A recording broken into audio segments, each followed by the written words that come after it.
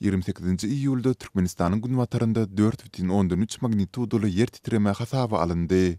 Bu arada Volcano Discovery sayti haber berýär. Soňky aýlarda Balkan vilayetinde bu hili hadiselerin köpelmegi ila arasında huwatirlaryň artmagyna sebäp bolýar. Maglumata görä pensiýende güni yerli wagt bilen ir saat 7:17-de ýüze çykan yer sarsgynynyň epicentri Türkmenbaşy şäheriniň 20 km Demirgazyk gündogurunda yerleşdi we onuň çuňlugy 10 km deň boldy. Azatlyk radiosynyň Balkandaky habarçysy munyň netijesinde Türkmenbaşy şäherinde entek Sowet döwründe gurulan panel jaýlarynyň ensemesinde jaýryklaryň emele gelendigini aýtdy. Soňky aýlarda Türkmenistanyň günbatar tebitlerinde bir näçe yer sarsgyny hasaba alındy. Mundan bir aý ozal, ýagny 20-nji iýunda Türkmenbaşy şäherinde 4,6 bal derejesinde yer titreme bolupdy. Birleşen Ştatlaryň Geologiýa Barlygy Merkeziniň maglumatyna görä, sonda yer titremäniň merkezi we ojagy Balkanyň bereket tebitiniň 74 km gün ortasynda, 12,1 km çuňlukda yerleşipdi. Ýa-da 2000-nji ýylyň 6-njy dekabrynda gurrun gidýän bereket Ozolky ady Gazançyk obasynda güýçli yer titreme netijesinde onarça bina weýran bolupdy. Seýlede 19-njy iýulda Türkmenbaşy şäheriniň 147 km Demirgazyk günbatarynda yerli wagt bilen öýlen saat 4:26-da arym yer sarsgyny döräpdi. Amerikanyň geologiýa gullugy 4,3 güýjündäki yer titremäniň çuňlugynyň 11 km bolandygyny ma'lum etdi.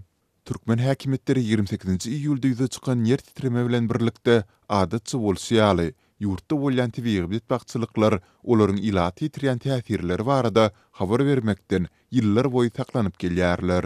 Habarçylarymyz ýurdun günbatar tebitlerinde yer sarsgynlarynyň ýygylmaşmagy we bu barada häkimetleriň ilaty habarly etmezligi adamlaryň arasyndaky huwatirlaryň hasta artmagyna sebäp bolýandygyny belleýärler.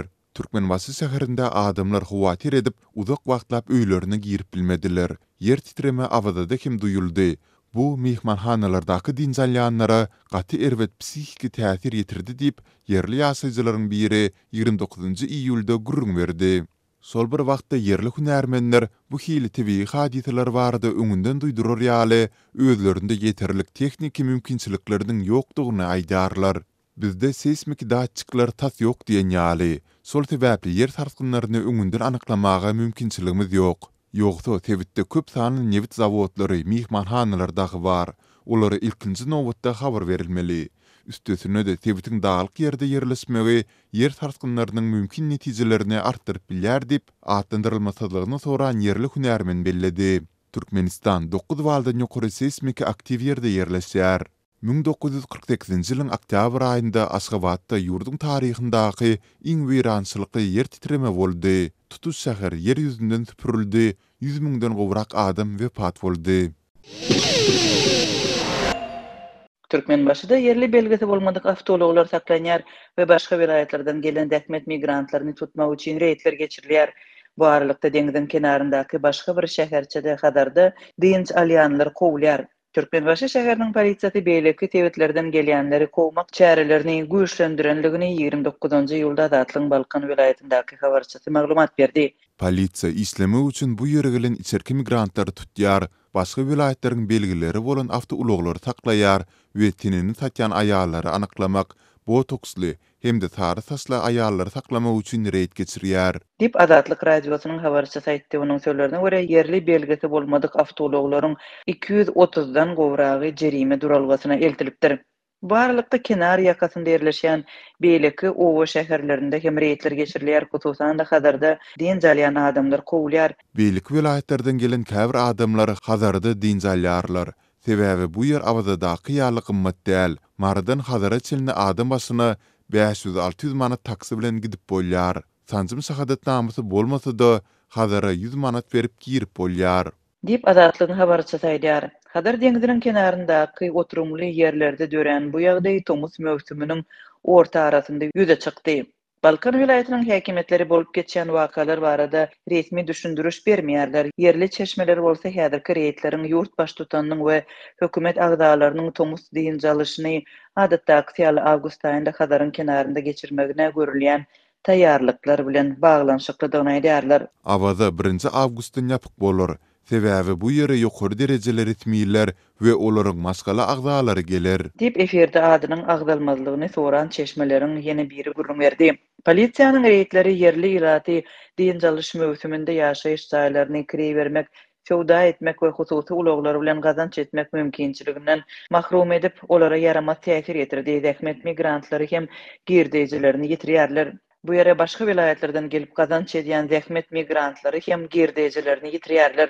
Şeýle ýagdaý tebitde satanam diň jalyş mövsüminde ýyzygderli ýüze çykýar. Iýul aýynyň başynda Azatlyň habarçylary ygtybarly çeşmelere salgylanyp prezident Serdar Berdimuhamedowyň ýakyn garyndaşlarynyň diň jalmagy üçin Awaza milli tähatçylyk zowlagyna barandyklaryny habar berdiler. Şonda prezidentiň garyndaşlarynyň gelmegi Türkmenbaşy şäheriniň ýaşaýjylary üçin dürli oňoýsuzlyklary döredipdi. Şäheriň käbir köçeleri, bazarlary we sowda merkezleri günde birnäçe gezek ýapylypdy. Awazada diň jalýan beýleki vilayet ýaşaýjylary öz öýlerine gitmek üçin howa we demir ýol biletlerini satyn almakda kynçylyk çekipdi. Şol bir wagtyň özünde de Balkan vilayetiniň diňet kenarlarynda ýylata suwa düşmegin gadagan edilenligi hem habar berilipdi. Habarçylaryň we çeşmeleriň aýtmagyna görä iýul aýynyň başlarynda Awaza tähatçylyk zowlagyndaky kenarlardan başga ýerlerde deňizde yüzmek gadagan edilipdi. Şol suwa düşmek gadaganlygy hatda Türkmenistan üçin hem aşy yssyk hasaplanýan howa şertlerine gawat geldi. Şu günler Türkmenistanyň Stamboldaky konsulhanasynyň öňünde adamlaryň ýene uly nowatlary emele geldi.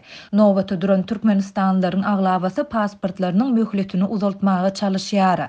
Galan bölegi durmuşa çykmandygy ýa öýlenmändiги baradaky hemde türksoy resmi namalaryny almaga synanýar. Bu ýagdaýlar barada Azatlyk radiosynyň 21-nji iýulda Stamboldaky Türkmen konsulhanasyna baryp gören habarçysy we çeşmesi Türkiýeden maglumat berdi.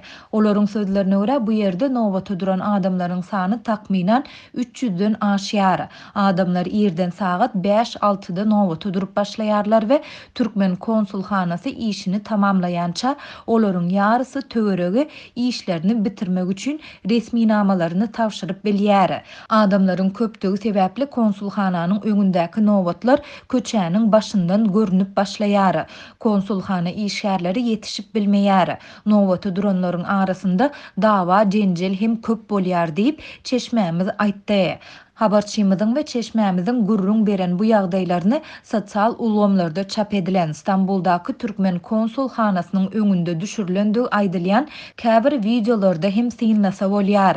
Habarçymyzyň sözlerine görä uly nowatlaryň döremegine Türkiýedäki türkmen raýatlarynyň arasynda barha köp adamyň pasportlarynyň möhletiniň gutarmagy sebäp bolýar. Uçar gatnawlarynyň açyljakdygy barada gurrunlardan soň köp adam ýurda dolanyp bilerini soňky pursata çenli pasportlaryny uzaltmady. Ýöne pandemiýa sebäpli ýatyrylan halkary uçar gatnawlary henizde dolu dikeldilmeýär. Watana dolanmak mümkinçiliginiň henizem tas ýokdugyny göz ýetiren türkmenleriň köpüsi pasportlarynyň möhletini uzaldyp başlady. Dip Türkmenistanlylaryň ençemesi bilen söhbetdeş bolan habarçymyz gurrun berdi. Onuň sözlerine görä nowata duranlaryň galan bölegi durmuşa çykmandygy ýa öýlenmändiги baradaky hemde türksoy resmi namalaryny almaga çalyşýar.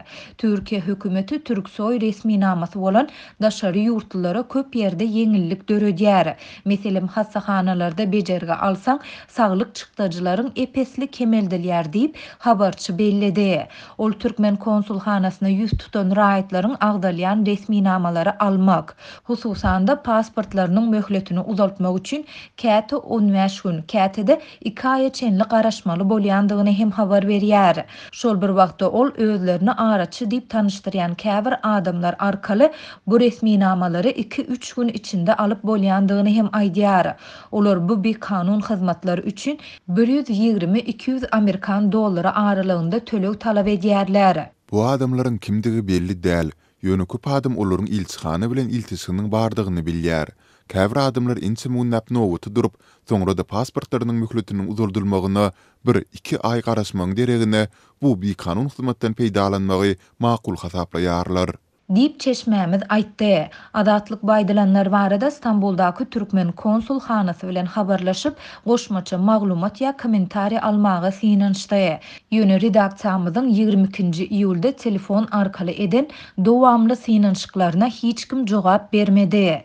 Türkmenistanyň daşary ýurtlardaky ilçihanalaryna raýatlaryň möhleti geçen biometrik pasportlarynyň möhletini uzaltmagyň tertibi 2021-nji ýylyň iýul aýynda tasdiklandy.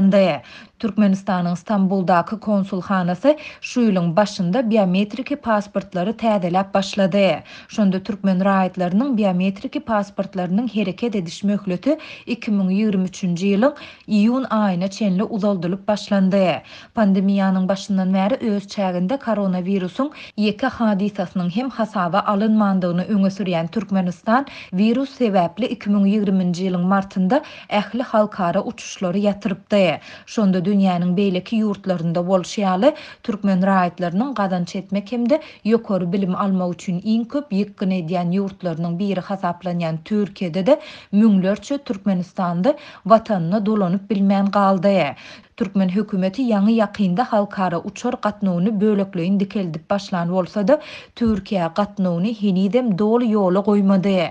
Hökümet tarapyndan guramalaşdyrylýan seýrek charter uçarlary Türkiýeden Türkmenistana gitmek üçin ýeketäk mümkinçilik bolup durýar. Ýöne aýda bir ýa-da bir näçe gedek guramalaşdyrylýan uçarlar talaby kanagatlandyrmaýar. Türkmen häkimetleri daşary ýurtlarda galan Türkmenistanlylar we olaryň ýüzbeýiz bolýan kynçylyklar barada hiç ýyly mesele gozamaýarlar.